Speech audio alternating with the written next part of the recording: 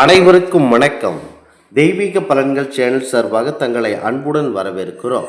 இன்று நம் காணொளியில் காண விரும்புவது சித்திரை மாத சங்கடகர சதுர்த்தி சிறப்புகளை பற்றி இந்த காணொளியில் பார்க்கலாம். வாருங்கள் காணொளிக்கு செல்லலாம். ஓம்கார வடிவமான விநாயகப் பெருமானை தடைகள் கவலைகள் நீக்கி மகிழ்ச்சிகரமான வெற்றிகரமான வாழ்க்கை தரக்கூடியவர். ஞானம், நினைவாற்றல், புத்தி கூர்மை ஆகியவற்றை தருவதுடன் எப்படிப்பட்ட கிரக தோஷங்கள் இருந்தாலும் நம்மை விடுவிக்கக்கூடியவர் விநாயகப் பெருமான். அவரை வழிபடுவதற்கு ஏற்ற திதியாக சதுர்த்தி திதி உள்ளது. விநாயகரை எப்படி வழிபட்டாலும் அவர் அனுகிரகம் செய்யக்கூடியவர். அவருக்கு என்ன படைத்து வழிபட்டாலும் அன்போடு ஏற்றுக்கொண்டு அருள் செய்யக்கூடிய அற்புதமான கடவுள். வழிபடுவதற்கு விநாயகர் படம் கூட இல்லை என்றாலும் கூட எளிமையாக மஞ்சள் அல்லது சாணத்தில் பிள்ளையார் பிடித்து வைத்து வழிபட்டாலும் அதிலும் இருந்தருளி அருளை வழங்கக்கூடிய தெய்வம்தான் பரம்பொருள் விநாயகர். அப்படிப்பட்ட அற்புத தெய்வமான விநாயகரை தேய்பிறையில், அதாவது சதுர்த்தி திதியான சங்கடகர சதுர்த்தியில் வழிபடுவது வாழ்வில் அனைத்து விதமான நலன்களையும் அள்ளித்தரும். முக்கியமாக சித்திரை மாத சங்கடகர சதுர்த்தியில் விநாயகரை வழிபட்டால் இந்த ஆண்டு முழுவதும் துன்பம் வராமல் இருக்கும் என்பதை கண்டிப்பாக தெரிந்து கொள்ளுங்கள். திதிகளில் 4வது திதியாக வரும் சதுர்த்தி முதற் முழு கடவுளான விநாயகப் பெருமானை வழிபடுவதற்கு உரிய நாளாகும். மாதந்தோறும் வளர்பிறை, தேய்பிறை என 2 சதுர்த்திகள் வரும்.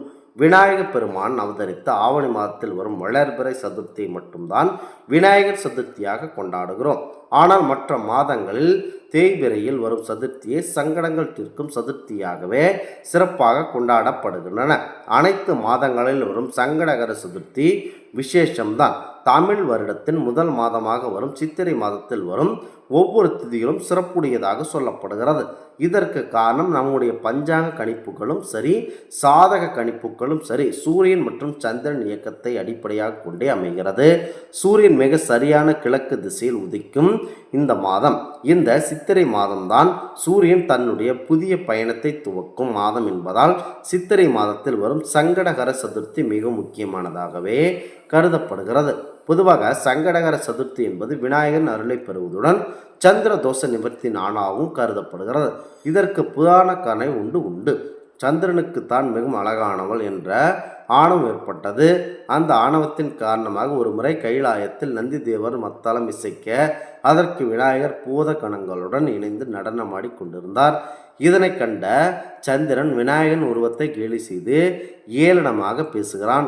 இதனால் கோபமடைந்த விநாயகர் ஆழகால் ஏற்பட்ட ஆணவத்தினால் என்னை கேலி செய்த உன்னுடைய அழகு தேய்ந்து போகட்டும் என சாபம் அளித்தார். தன்னுடைய தவறை உணர்ந்த சந்திரன் தனக்கு சாப விமோச்சனம் அளிக்குமாறு கேண்டிக் கொண்டார். அதனால் சிவபெருமானிடம் சென்று கேட்டார். விநாயகன் அளித்த சாபம் தீர அவருக்குரிய சதுர்த்தி திதியில் அவரை வழிபடுவது என்றார். சந்திரனும் விநாயகரை வேண்டி சாப நிவர்த்தி அடைந்தார். தேய்பிறை சதுர்த்தியில் தன்னை வழிபடுவர்களின் மன சங்கடங்களை தான் நீக்குவதற்காக விநாயகர் வரம் அளித்தார். ஜோதிட சாஸ்திரத்தின்படி சந்திரனை மனோகாரகன் என்பார்கள்.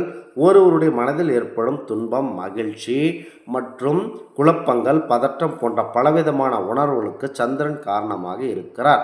அதனால் சந்திரனால் ஏற்படும் மனவேதனைகளை, கஷ்டங்களை நீக்க வேண்டும் என்றால் சந்திரனுக்கு சாப விமோச்சன நிவர்த்தி கிடைத்த சங்கடகர சதுர்த்தியில் நாமும் விநாயகப் பெருமானை வழிபட வேண்டும்.